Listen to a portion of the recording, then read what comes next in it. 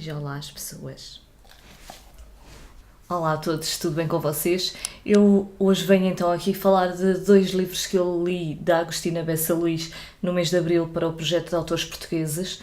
Esses dois livros já não os tenho aqui comigo, são da biblioteca e eu já os entreguei. Na verdade, eu não cheguei a ler os dois livros completos, mas eu já vou falar sobre isso. Bom, a Agostina Bessa Luís é então uma escritora portuguesa que é bastante conceituada. Ela já tem 95 anos, nasceu em 1922 numa vila ali perto de Amarante e cresceu então no meio rural. Isso vê-se no ambiente da história, por exemplo, então da Sibila. Ela ganhou então imensos prémios literários, escreveu cerca de 48 obras de ficção, além de ensaios, biografias, crónicas e teatro até. Eu estive a ver há pouco tempo um documentário sobre a Agostina Bessa Luís, aqui mesmo no YouTube, e deu para perceber através desse documentário que esta senhora tem assim uma personalidade bastante vincada. Ela pensa mesmo com a sua própria cabeça e foge um pouco até às vezes às normas que são normalmente aceites. Inclusive ela casou colocando um anúncio no jornal, e há outras histórias também que ela conta no documentário e que dá para ter um pouco a ideia da personalidade da Agostina. Eu vou deixar o vídeo dela no box da descrição deste vídeo para vocês verem se tiverem curiosidade. Em relação à Sibila então, este livro e o Fanny Allen foram os dois livros que mais me foram sugeridos pelos comentários aqui do vídeo de votação dos autores portugueses. Quem sugeriu esses dois livros, obviamente que adorou esses dois livros, que gostou bastante. Eu pessoalmente, o que me aconteceu foi, em relação à Sibila, foi um livro que eu acabei por não me conseguir envolver na história. Os personagens não me disseram muito no fundo, e até porque a história, o enredo da Sibila não é assim um enredo muito marcado, muito, digamos, não me parece muito um guião de um livro ou de um argumento. São histórias que vão sendo contadas pela Germana, que é uma descendente ali da família da Casa da Vessada, que é uma casa ali do interior do país. Ela vai então contando-nos as histórias dos seus familiares, dos seus antepassados, através das suas memórias e através das histórias que se ouvem dizer, e por isso o livro acaba por não ser bem algo com um princípio, um meio e um fim. Pelo menos foi essa a impressão com que eu fiquei até à parte em que eu li. A Agostina, numa parte do documentário, defende um pouco este tipo de livros, porque ela diz que aquele tipo de livros em que há um enredo muito definido, uma forma muito definida, não simula bem, no fundo, a nossa vida real, porque a nossa vida é feita de memórias, os acontecimentos nem sempre têm ligação uns com os outros, nem sempre há um propósito para as ações das pessoas, e ela diz que este tipo de escrita que ela apresenta aqui, por exemplo, na Sibila, reproduz muito mais fielmente aquilo que é a vida real. E eu entendo esse ponto de vista, mas de facto não é o meu tipo de história favorito, não é o meu tipo de livros favoritos. Aqui na Sibila, a personagem que se vai destacar mais é então uma mulher que é conhecida por Quina, que não é mais do que a abreviatura do nome dela, Joaquina Augusta. Esta mulher, a um determinado ponto, começa a ser vista como uma mulher com dons proféticos. Ela consegue prever e adivinhar alguns acontecimentos futuros, e esta figura da Sibila eu fui pesquisar e vem de uma figura da mitologia greco-romana, e a Sibila era então uma figura da mitologia que era uma mulher precisamente com poderes proféticos. Esta história vai-se passar então, como eu já disse, num ambiente rural do norte do país e passa-se ali na segunda metade do século XIX. Bem como o outro livro que eu li dela, o Fanny Allen, também se passa na segunda metade do século XIX. E tanto a época histórica em que estas histórias se passam, como a escrita da própria Agostina Bessa Luís, me parecem que estão bem contextualizadas ali com o estilo romântico, mais o Fanny Allen do que talvez aqui a Sibila.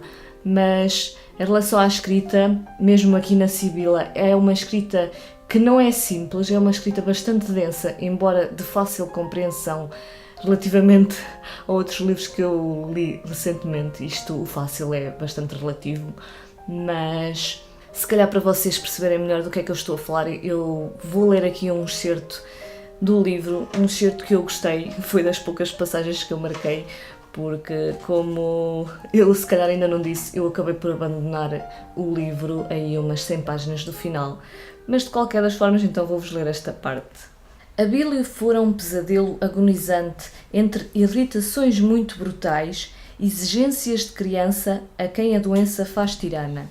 E agora, mais aqueles irmãos, um que fugia em busca de um destino mais mundano, outro que entrava para dormir, trazendo no encalço a mantilha de orelhas pingonas e que fuçava devoradora nos detritos da cozinha, espantando os gatos do borralho.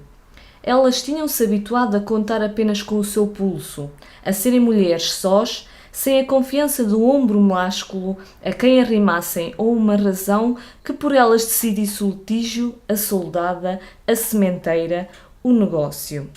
Por isso, o seu caráter não podia deixar de adquirir acentos viris, assim como as suas mãos tinham calos e nudosidades, como o seu espírito se abstinha de manifestações supérfluas. Portanto, vemos aqui que as mulheres têm alguma força nestas histórias, embora, no geral, eu penso que nenhum destes personagens deste livro eram personagens perfeitas, todas elas tinham os seus defeitos e por isso muito humanas, no fundo. Mas, de facto, apesar desta força desta escrita, eu senti a narrativa um pouco lenta e por isso eu não estava a conseguir gostar do livro, apesar de lhe admitir as qualidades. E obviamente que o livro tinha a sua qualidade, porque ele inclusive ganhou 2 prémios, o prémio Delfim Guimarães e o prémio Essa de Queiroz, e era apenas um dos primeiros livros da Agostina Bessa Luís. Depois, felizmente, que eu não desisti de ler mais um outro livro da Agostina, porque a seguir eu li então o Fanny Allen, sugerido por alguns de vocês, e gostei bastante já deste livro.